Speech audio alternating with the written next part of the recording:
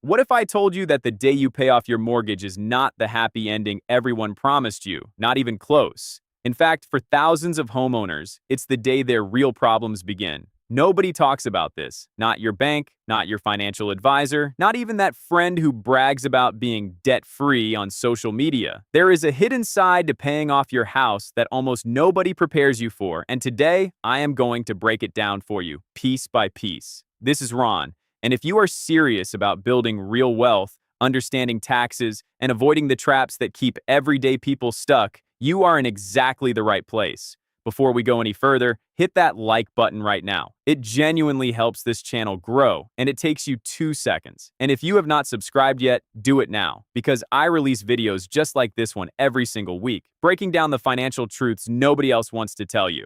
All right, let's get into it. Because what I am about to show you might completely change the way you think about your mortgage. For decades, we have all been taught the same story. Buy a house, work hard, pay it off, live happily ever after with zero debt and total freedom. It sounds perfect, right? But here is the truth nobody wants to admit.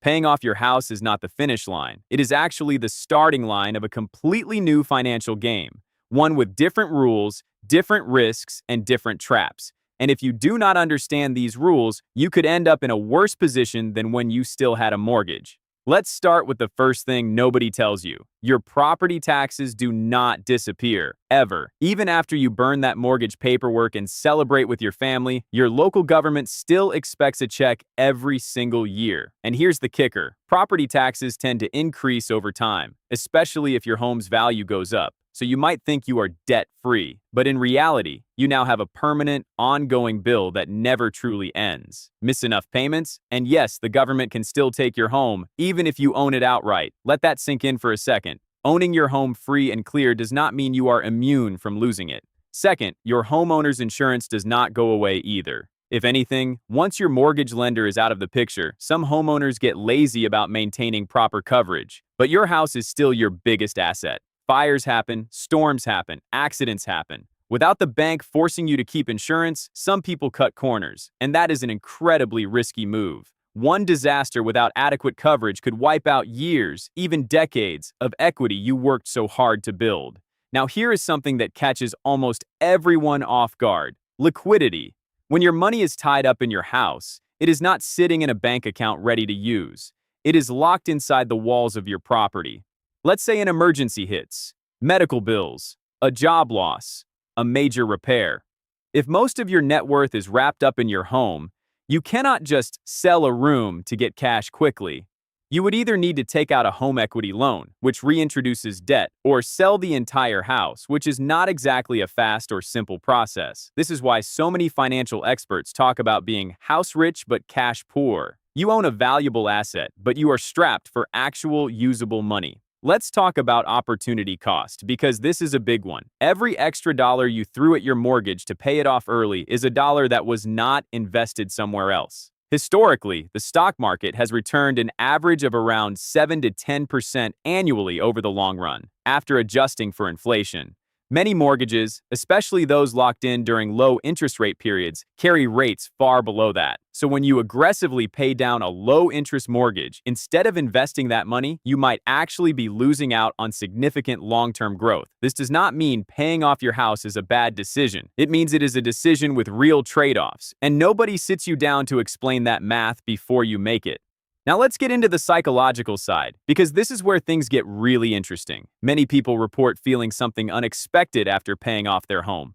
Emptiness. For years, maybe even decades, that mortgage payment was a monthly ritual, a goal, a countdown. It gave structure to your financial life, and suddenly, it is gone. Some people describe it as almost anticlimactic. They expected fireworks and instead felt a strange void. If your entire financial identity was wrapped around getting rid of this debt, you might find yourself lost once that mission is complete. This is rarely discussed, but it is incredibly common. And if you are on this journey, it is important to mentally prepare for that shift. Next, let's talk about something a lot of newly debt-free homeowners do not expect: lifestyle inflation creeping back in. Once that mortgage payment disappears, suddenly there is extra cash flow every single month. And for many people, instead of redirecting that money into investments, retirement accounts, or an emergency fund, it slowly bleeds into lifestyle upgrades. Nicer cars, more vacations, bigger dinners out. Before you know it, that freed up money is gone, absorbed into a slightly more expensive lifestyle, and you are right back to living paycheck to paycheck, except now without the forced savings discipline that a mortgage payment used to create. This is one of the sneakiest traps in personal finance because it feels like progress while actually being stagnation in disguise. Here's another one that surprises people. Your credit score can actually take a hit. That sounds backwards, right? You would think eliminating debt would boost your score. But mortgages are considered a healthy mix of credit, and they are often your largest installment loan. Once it is closed out, your credit mix changes, your average account age can shift, and some people see a temporary dip in their credit score. It is usually not dramatic, and it typically recovers, but it catches people off guard because they expected the opposite effect. Let's talk about estate planning and inheritance, because this is a conversation families rarely have early enough. Once your home is paid off and it becomes your largest asset, questions start piling up. What happens to this house when you pass away? Do your kids want it? Can they afford the property taxes and maintenance on their own? Will they need to sell it and split the proceeds? Paying off your house does not just affect you, it reshapes the financial future of your entire family. And without a clear plan, it can lead to confusion, disputes, or even family conflict down the road. Now, let's flip to the other side of the coin, because I want to be balanced here. There are real, powerful benefits to paying off your home, and they should not be ignored. The most obvious one is peace of mind. There is something deeply calming about knowing that no matter what happens with your job, your income, or the economy, nobody can take your home away due to missed mortgage payments. That psychological security is worth something that cannot always be measured in spreadsheets. Paying off your home also frees up monthly cash flow that, if managed wisely, can be redirected into retirement accounts, investment portfolios, or building a larger emergency fund.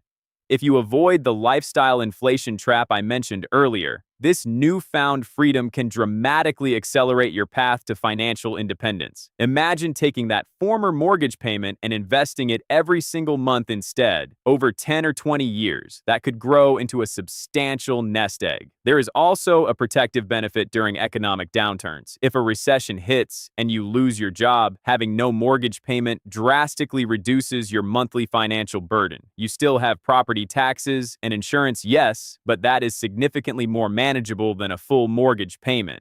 This can be the difference between weathering a storm comfortably and falling into serious financial distress. So, what should you actually do with this information? First, understand that paying off your house is not magic. It does not erase all financial responsibility. You still need a plan for property taxes, insurance, maintenance, and unexpected repairs.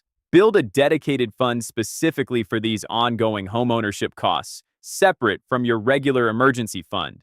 Second, resist the urge to inflate your lifestyle the moment that mortgage payment disappears. Instead, redirect that exact same amount, dollar for dollar, into investments.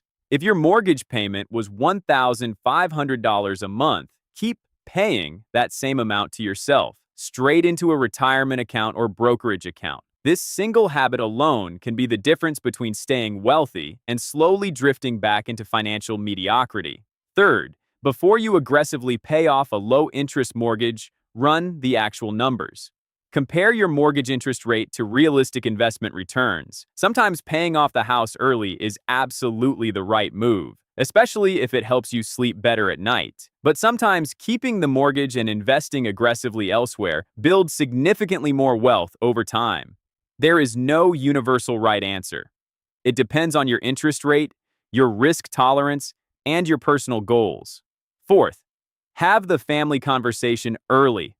Talk to your spouse, your children, or whoever will be affected by this asset one day. Do not let a paid-off house become a source of confusion or conflict later. A little bit of planning now saves an enormous amount of stress in the future. And finally, prepare yourself mentally, not just financially. Understand that the emotional shift after paying off debt is real.